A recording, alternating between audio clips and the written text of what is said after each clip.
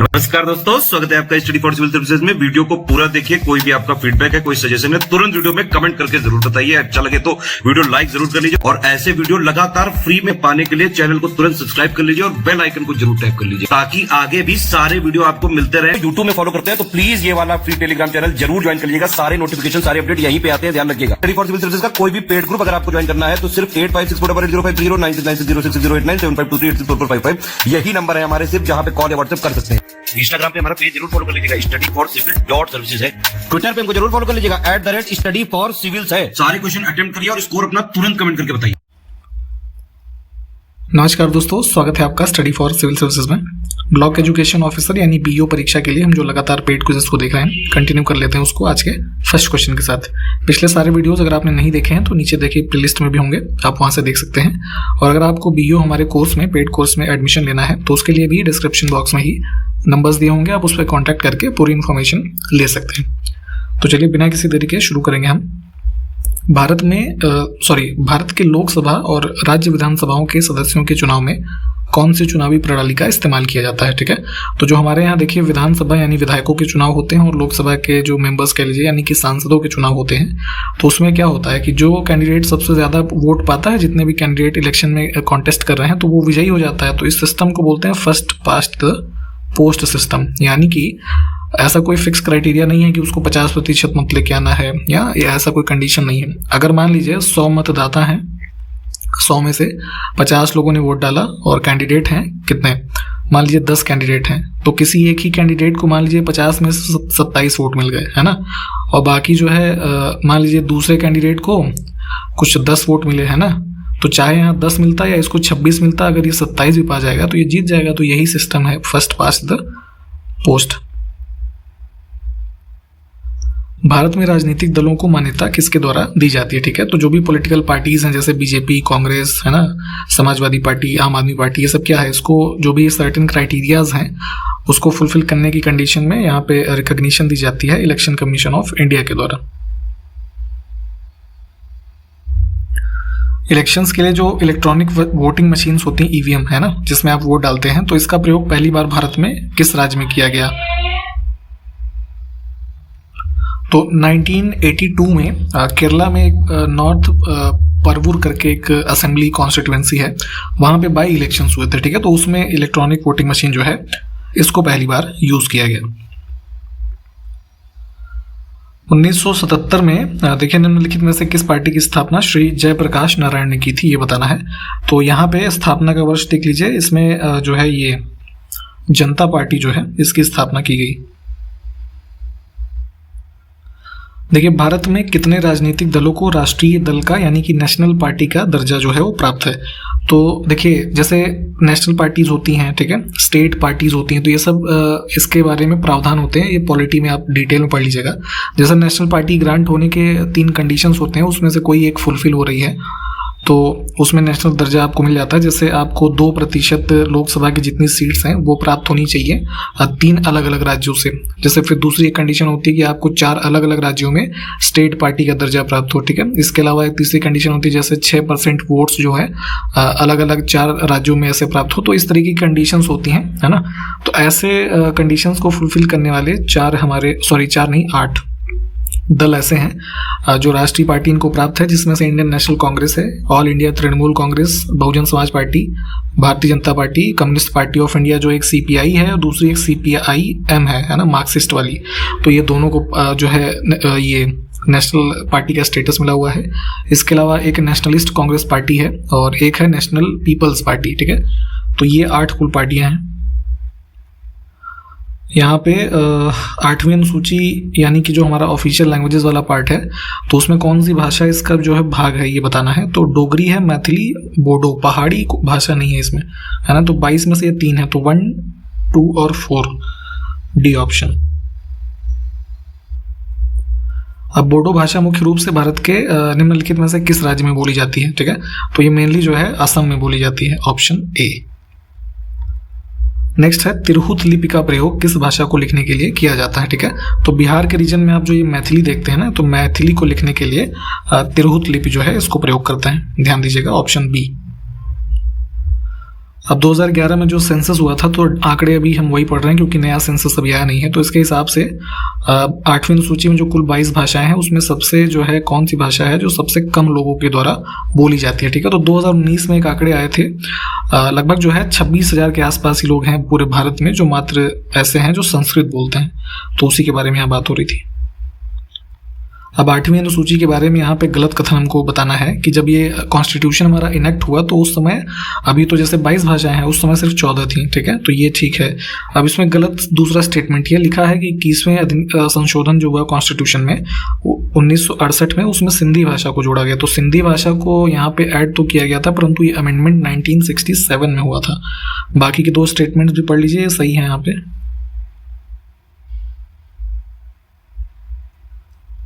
Next है कि synthetic rubber neoprene, ठीक है। तो नियोप्रीन क्या है? एक सिंथेटिक टाइप का रबर होता है। तो ये किसका पॉलीमर है? बहुलक किसका होता है? तो ये क्लोरोप्रीन जो है ना, इसका बहुलक होगा बी ऑप्शन। नेक्स्ट है कि फैटी एसिड ज्यादातर किससे बने होते हैं, ठीक है। तो फैटी एसिड्स का मेन कॉम्पोजिशन आप देखेंगे तो ग्लिसरॉल्स जो हैं ये इसमें होते हैं, ऑप्शन ए। ब्लास्टिंग के लिए विस्फोटक को आमतौर पर इसमें से देखिए कौन से यूनिट में व्यक्त किया जाता है, ठीक है। तो जो भी, जैसे हम मान लीजिए ये यूज कर रहे हैं ना, जैसे क्या बोलते हैं उसको, देखिए बॉक्साइट वगैरह को जैसे आप यूज करते हैं, जैसे किसी चीज को ब्लास्ट करने में, जैसे पहाड़ों को ब्लास्ट किया जाता है ना, उनको छोटे छोटे फिर टुकड़ों में करके आगे फर्दर यूज करने के लिए।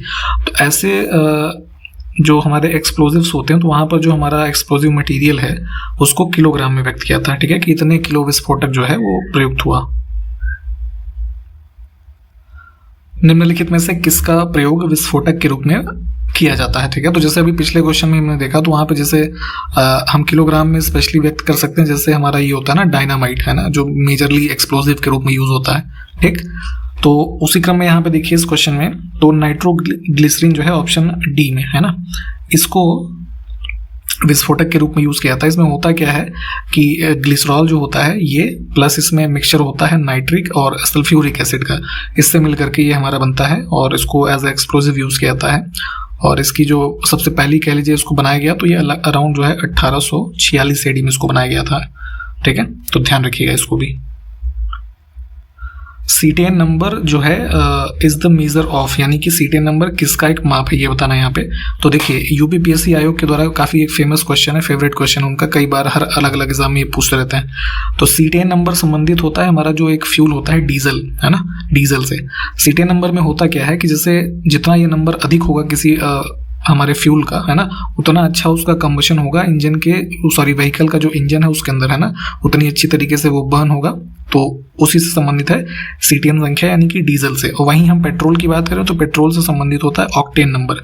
तो दोनों को ध्यान रखिएगा, डीजल से सीटीएन नंबर है, पेट्रोल से ऑक्टेन नंबर है ना, तो ये दोनों ही पूछे जाते हैं। तो ये क्या होता है हमारा, इसमें से कौन सा करेक्ट हो जाएगा, यहाँ पे देख लीजिए बी ऑप्शन, यानी कि ज्वलनशीलता कितनी अच्छी है ना, सीटीएन संख्या उसी को दर्शा रहा है, ठीक, बी ऑप्शन। निम्नलिखित में से कौन सी जैव डीजल फसल है, यानी कि बायोडीजल्स के बारे में आप पढ़ते हैं, तो उसका प्रोडक्शन करने के लिए इसमें से कौन सी क्रॉप को यूज कर सकते हैं, तो ये होती है जट्रोफा, है ना, ऑप्शन सी। निम्नलिखित में से कौन सा जो है प्राकृतिक गैस का प्रमुख घटक है, ठीक है, नेचुरल गैस की बात हो रही है, तो इसका जो मेजर कंपोनेंट होता है वो मीथेन होता है, यानी कि CH4। नेक्स्ट है जल गैस, यानी कि वाटर गैस का जो उपयोग है, यूसेज है, वो क्या क्या है। तो इसको as a industrial fuel, welding जो होती है ना, आप जो यहाँ पे देखते होंगे आयरन के मटेरियल वगैरह को जोड़ा जाता है, तो उसमें यूज कर सकते हैं, ठीक है। और तीसरा है हाइड्रोजन के मैन्युफैक्चरिंग में भी उसको यूज किया था। तो तीनों ही सही हैं, इसमें से 1, 2, 3 को चूज करेंगे। पारिस्थितिकी यानी कि इकोलॉजी जो टर्म है, आप एनवायरनमेंट के बारे में जब पढ़ते होंगे सब्जेक्ट, तो वहाँ पे आप इसको पढ़ते हैं। तो इस शब्द का प्रयोग जो है सर्वप्रथम किसने किया, तो जर्मन एक जूलॉजिस्ट थे, ये अर्नस्ट हैकल, यानी कि डी ऑप्शन, ठीक। इन्होंने 1866 AD के अराउंड जो है इस टर्म को सबसे पहले दिया था, तो ध्यान रखिएगा।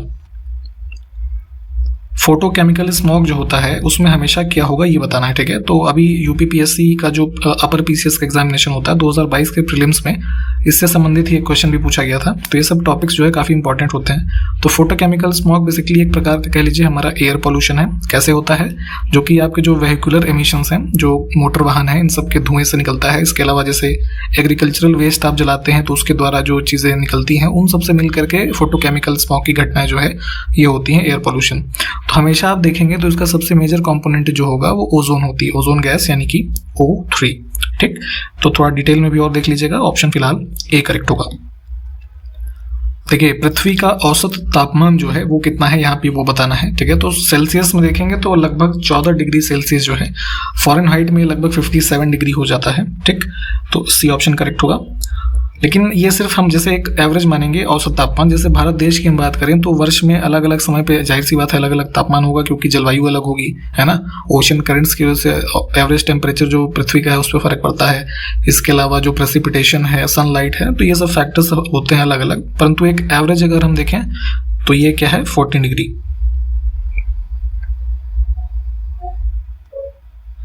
नेक्स्ट देखिए एलपीजी रसोई गैस में एक घटक के रूप में प्रोपेन और ब्यूटेन यूज होते हैं, है ना।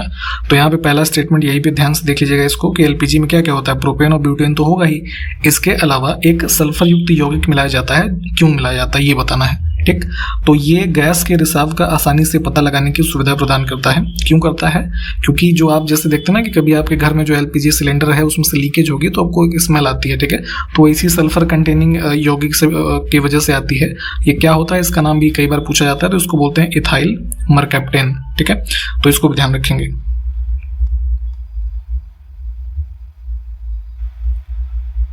निम्नलिखित में से किस बायोम को विश्व का ब्रेड बास्केट कहा जाता है, यानी कि खाद्य जो है उसकी टोकरी कह लीजिए। ठीक है, तो खाद्यान्न की टोकरी कहा जाता है जो मिड लैटिट्यूड ग्रासलैंड्स हैं, यानी कि हम आपको बताते हैं जैसे प्रेरी ग्रासलैंड के बारे में आप पढ़ते हैं। ठीक है, तो ये इस जो ये पूरा एरिया है यहाँ पे जो हमारे कह लीजिए फूड ग्रेन्स हैं इन सब के मैक्सिमम जो है और अच्छे प्रोडक्शंस के कारण इसको यहाँ पे ब्रेड बास्केट कहा जाता है। अब ये प्रेरी या मध्य अक्षांश घास का मैदान जो है ये कहाँ पर स्थित है जरा कमेंट करके बताइए। तो पहले भी आपको कई बार बताया गया है। निम्नलिखित में से किस फसल को हरा सोना यानी कि ग्रीन गोल्ड, काफी ध्यान से देखिएगा, ग्रीन गोल्ड कहा जाता है चाय को, है ना, चाय की जो फसल होती है। शकरकंद यानी कि स्वीट पोटैटो आप खाते होंगे, एक आलू की तरीके फल होता है ना, मीठा मीठा लगता है, उसको उबाल के या भून के खाइए। तो ये एक भूमिगत संरचना होती है जो भोजन का भंडारण करती है। ठीक है, तो भंडारण इसका जो कह लीजिए स्वीट पोटैटो है, इसके जो फूड ये बनाता है तो इसके जो रूट्स होते हैं यानी जड़, उसमें इसके फूड का स्टोरेज होता है। लेकिन इसका पूछा जा रहा है कि इस पौधे में भोजन बनता कहाँ है, किस भाग में। ठीक है, तो इसकी जो पत्तियां होती हैं, लीव्स, है ना, यहाँ पे इसके जो वो होते हैं फूड वो बनते हैं। निम्नलिखित में से कौन से संस्थान हरियाणा राज्य में स्थित हैं। ठीक है, तो देखिए केंद्रीय भैंस अनुसंधान संस्थान और राष्ट्रीय डेयरी अनुसंधान संस्थान, ये दोनों तो हरियाणा में है। भारतीय कृषि अनुसंधान संस्थान यानी जो ये है ना Indian agricultural research institute ICAR, इसको आप पूसा संस्थान के नाम से भी जानते हैं। ठीक है, जो कि यहाँ पे दिल्ली में स्थित है ना, तो ये हरियाणा में है नहीं, तो 1 और 2 हो जाएगा। केंद्रीय नारियल अनुसंधान संस्थान कहाँ पर स्थित है। ठीक है, तो ये जो नारियल अनुसंधान है यहाँ पे है आपका कासरगोड डिस्ट्रिक्ट है, ये केरला का, है ना, यहाँ पे स्थित है। गन्ना प्रजनन संस्थान यानी कि शुगर केन ब्रीडिंग इंस्टीट्यूट कहाँ है। ठीक है, तो शुगर केन के क्षेत्र में रिसर्च वगैरह को कंडक्ट करने के लिए ये इंस्टीट्यूट है यहाँ तमिलनाडु में जो है कोयम्बटूर में स्थित है ये, है ना। अब यहाँ पे गलत युग्म हमको चुनना है, तो कुछ अनुसंधान संस्थान है और वो कहाँ पर स्थित हैं वो उनके युग्म दे रखे हैं। तो गलत इसमें है भारतीय दलहन अनुसंधान संस्थान, ये लिखा है पुणे में है, गलत है, ये उत्तर प्रदेश के कानपुर जिले में है। ठीक, कानपुर नगर जो है वहां पे स्थित है। इंडियन डायमंड इंस्टीट्यूट यानी कि जो हीरा होता है ना, तो उसके संबंध में एक रिसर्च इंस्टीट्यूट है सूरत में, है ना, उसके बारे में यहाँ पूछा गया था आपसे। अब देखिए निम्नलिखित में से कौन से संस्थान पुणे में स्थित है, महाराष्ट्र में। तो Indian institute of tropical metrology, केंद्रीय सड़क परिवहन संस्थान और भारतीय फिल्म और टेलीविजन संस्थान। ठीक है, ये तीनों ही हैं, 1 2 3। नेताजी सुभाष राष्ट्रीय खेल संस्थान किस शहर में स्थित है। तो ये है आपका पटियाला, पंजाब में। अब इसमें फिर से देखिए गलत युग्म को चुनना है तो कुछ और संस्थान लिखे हैं और कहाँ पे स्थित हैं वो लिखा है। तो डी ऑप्शन में देखिए राष्ट्रीय जल क्रीड़ा संस्थान यानी national institute of water sports, ये लिखा है मुंबई में, तो ये गलत है, ये गोवा में है, पणजी में।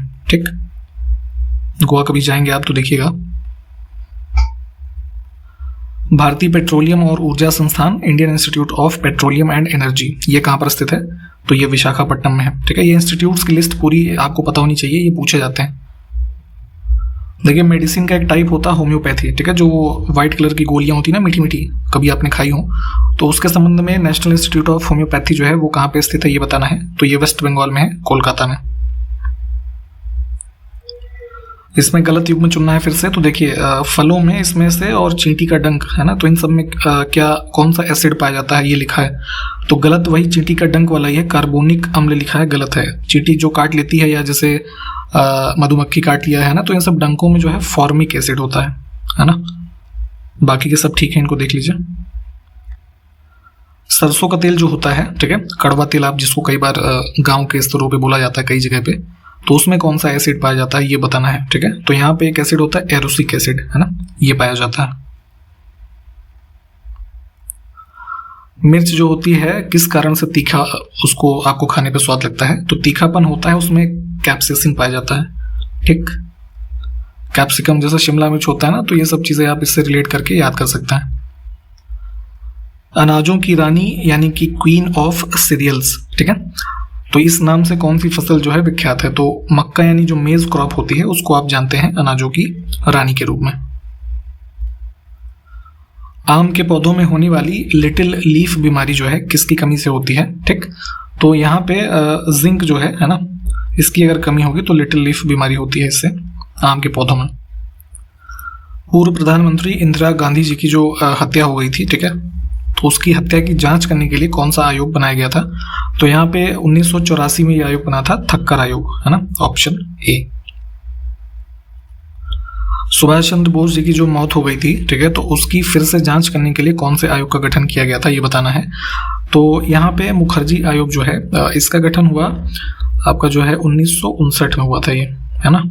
और खोसला कमीशन यानी खोसला आयोग जो है इसको बनाया गया था 1970 में। तो ये दोनों ही जो है एसोसिएटेड थे सुभाष चंद्र बोस जी की मौत की जांच करने से। ठीक, तो कपूर आयोग जो है ये महात्मा गांधी जी की जो हत्या हुई थी, ठीक है, तो उसमें गठित किया गया था उसकी जांच करने के लिए, इसको भी ध्यान रखिएगा, ठीक है, 1966 में।